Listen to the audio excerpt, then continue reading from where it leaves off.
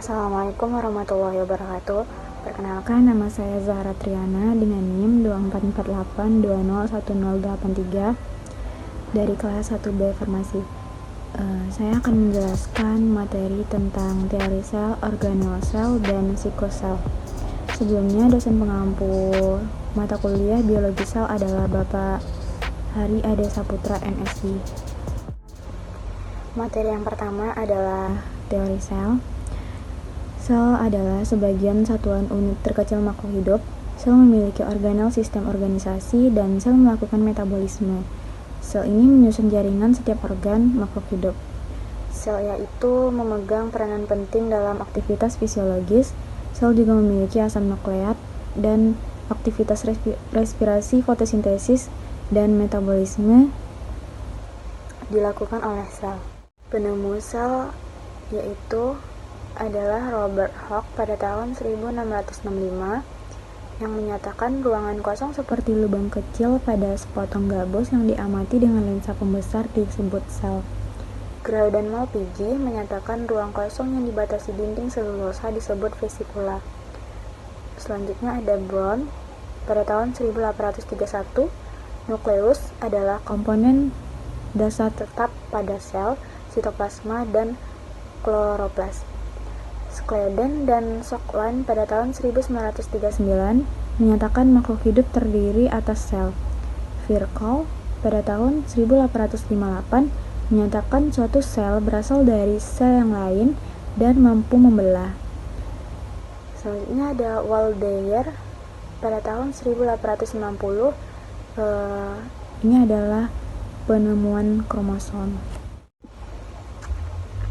Fungsi sel yaitu mengambil nutrisi, mengoksidasi, mengeluarkan zat sisa, transport senyawa, dan pertumbuhan serta perkembangan.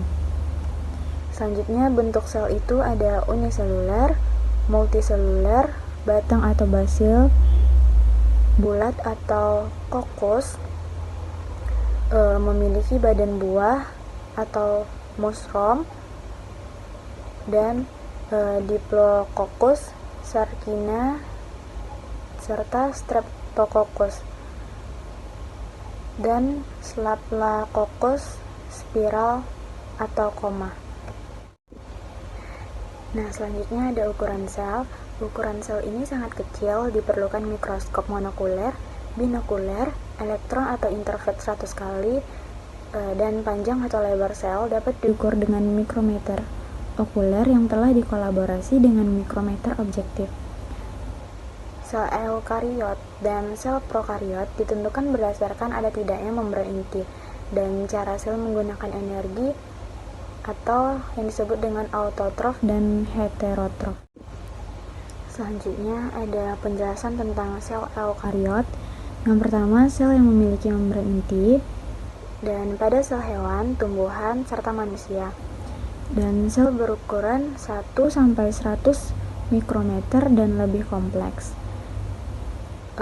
Sel eukariot multiseluler atau uniseluler, bersifat aerob, respirasi dilakukan pada mitokondria, memiliki nukleus, pembelahan sel secara mitosis dan meiosis, kromosom mengandung histon, dan membran sel mengatur tekanan osmosis.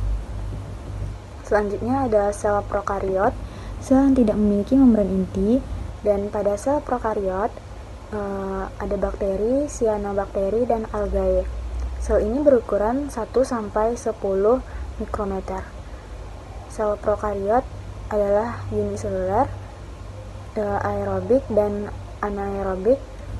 Sel prokariot ini organelnya tidak kompleks, struktur DNA yang melingkar, ribosom di sitoplasma, dan tidak memiliki nukleus, serta tidak terjadi mitosis dan meiosis. Selanjutnya ada sel tumbuhan dan sel hewan. Sel tumbuhan ini memiliki dinding sel, memiliki kloroplas, plasmodesmata, vakuola, dan peroksisom, dan glioksisom. Sel tumbuhan ini tidak ada nukleus, badan Golgi, dan lisosom. Bentuknya sel kaku, sitokinesis dengan pembentukan dinding sel baru, meristem, dan jaringan embrionik seumur hidup. Selanjutnya ada sel hewan, tidak memiliki dinding sel, dan tidak memiliki vakuola serta kloroplas. Terdapat nukleus, badan Golgi, sentriol, dan lisosom. Jadi sel hewan ini juga sitokinesis dengan invaginasi. Selanjutnya ada sel bakteri. Di dalam sel bakteri ini ada kapsul berupa lapidan mukus. Bentuk selnya tetap dan tidak memiliki vakuola. Nah, sel bakteri ini dinding sel di antara kapsul dan sitoplasma. Bahan penyusun sel ini yaitu ada rantai karbon, air, permeabilitas selektif membran, polimerasi pembentukan makromolekul, karbohidrat, lipid, protein, asam nukleat, dan mineral. Nah, selanjutnya materi kedua yaitu organel sel. Jadi, organel sel ini memiliki inti sel. Yang pertama ada outer membran, inner membran, nukleolus, nukleoplasma, heterokromatin, eukromatin, ribosom, dan nuklear por. Nah, struktur sel yang ada di inti sel atau nukleus ini adalah tempat kromosom dan biosintesis komponen di dalam sel, bentuk bulat dan umumnya itu di tengah, dan memiliki membran inti, memiliki nukleoplasma, serta mengandung RNA, serta mengandung DNA dan tempat sintesis RNA pada sintesis protein. Selanjutnya ada protoplasma. Nah, protoplasma ini protoplasma aktif melakukan metabolisme dan terdiri atas sitoplasma dan vakuola.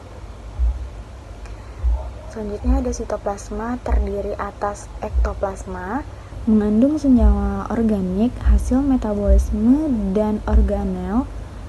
Komponennya itu 75 sampai 85% air, 10 sampai 20% protein, dan 2 sampai 3% lipid, serta 1% karbohidrat dan 1% senyawa organik.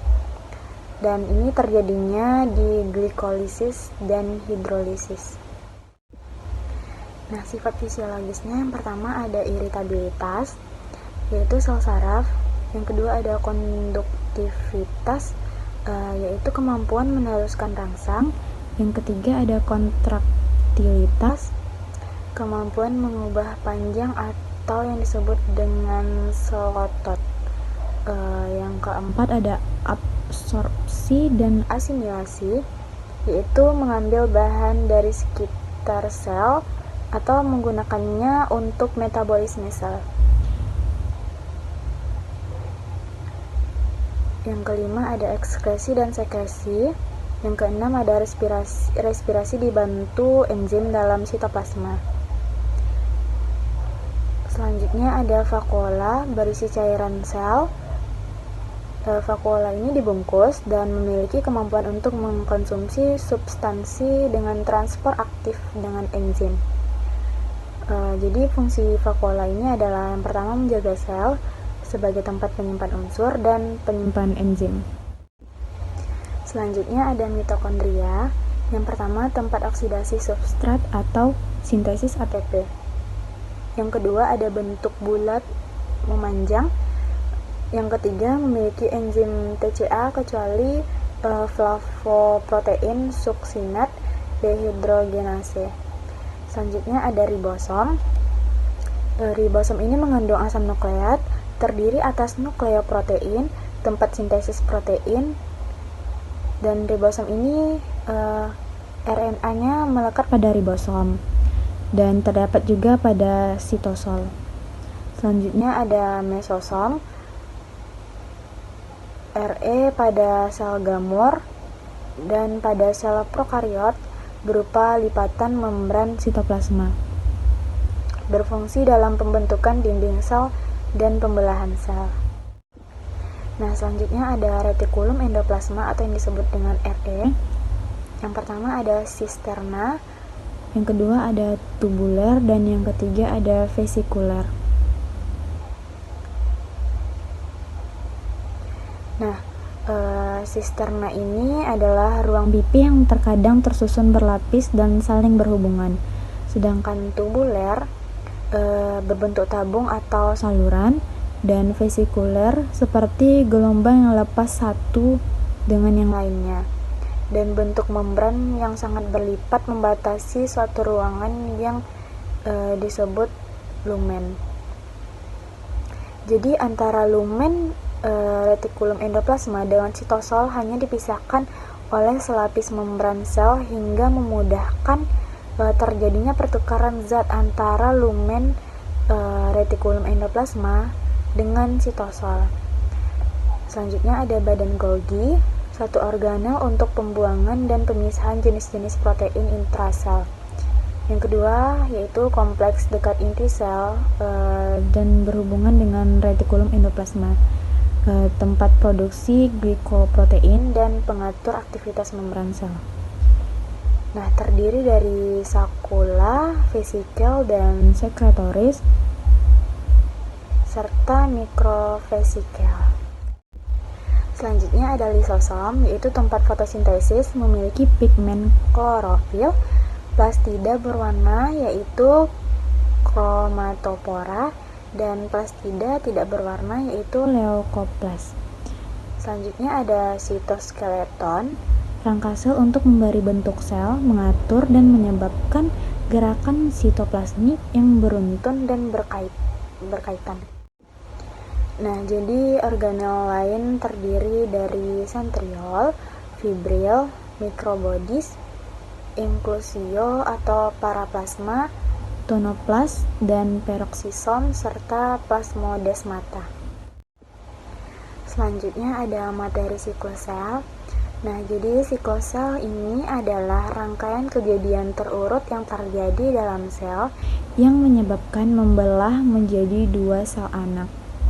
Nah, ada dua sel yang terdiri dari prokariotik dan eukariotik. Nah, jadi prokariotik dan eukariotik ini memiliki perbedaan.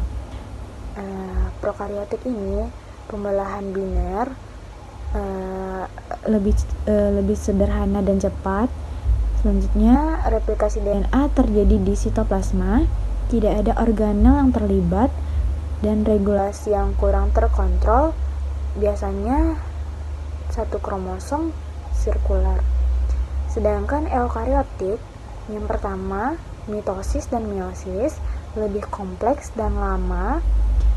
Replikasi DNA-nya terjadi di dalam sel, dan organel seperti sentriol dan benang spindel itu terlibat. Regulasi terkontrol ketat dengan titik pemeriksaan. Nah, yang terakhir, banyak kromosom linearnya. Nah, berikut ini ada siklus sel prokariotik. Yang pertama itu kromosom prokariotik yang dilapisi dengan membran plasma dan dinding sel. Selanjutnya ada proses duplikasi kromosom dan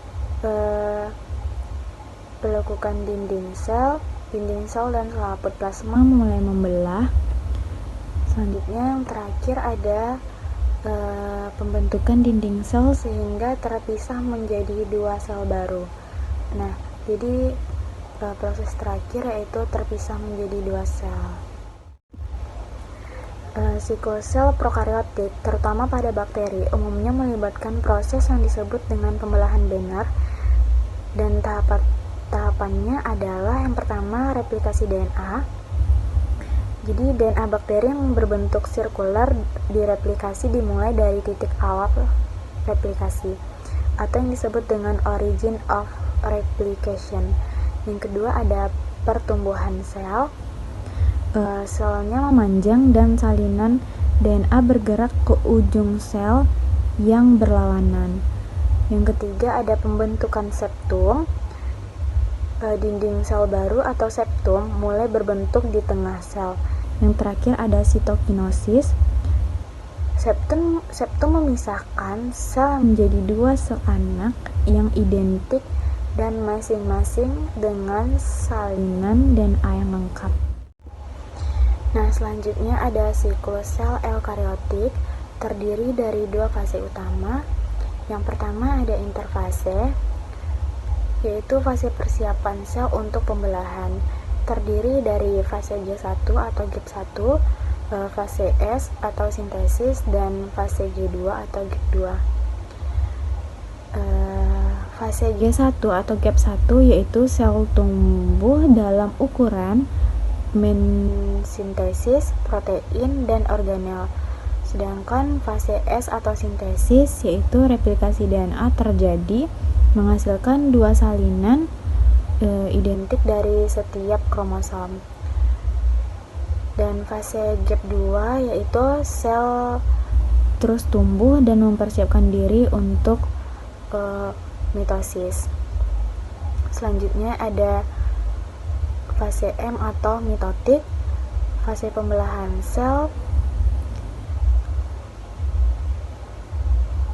terdiri dari mitosis atau profase, metafase, anafase, telofase, dan sitokinesis. Nah, profase ini kromosom memadat, membran inti menghilang, dan benang spindel mulai terbentuk. Sedangkan metafase, kromosom berjajar di bidang ekuator sel, dan anafase yaitu kromatid saudara Therichson dan bergerak ke kutub sel yang berlawanan. Yang terakhir yaitu telofase, kromosom mencapai kutub membran inti terbentuk kembali. Kalau sitokinesis yaitu membran sitoplasma menghasilkan dua sel anak yang terpisah. Jadi siklus sel diatur oleh sistem kontrol yang kompleks untuk memastikan bahwa setiap fase diselesaikan dengan benar sebelum fase berikutnya dimulai. Apoptosis adalah kematian sel terprogram yang merupakan bagian normal dari perkembangan dan pemeliharaan organisme. Sel yang rusak atau tidak dibutuhkan akan mengalami apoptosis untuk mencegah kerusakan lebih lanjut. Nekrosis adalah kematian sel akibat kerusakan sel yang tidak terkendali, biasanya disebabkan oleh faktor eksternal seperti cedera atau infeksi. Nekrosis dapat menyebabkan peradangan dan kerusakan. Nah, jadi di dalam sel terdapat gangguan siklus sel dan kanker. Gangguan pada siklus sel dapat menyebabkan pertumbuhan sel yang tidak terkendali yang dapat menyebabkan kanker. Sel kanker mengabaikan sinyal regulasi normal dan membelah secara berlebihan yang membentuk tumor. Baiklah, sekian video penjelasan materi teori sel, organel sel, dan siklus sel. Apabila ada kesalahan, saya mohon maaf. Semoga videonya bermanfaat. Assalamualaikum warahmatullahi wabarakatuh.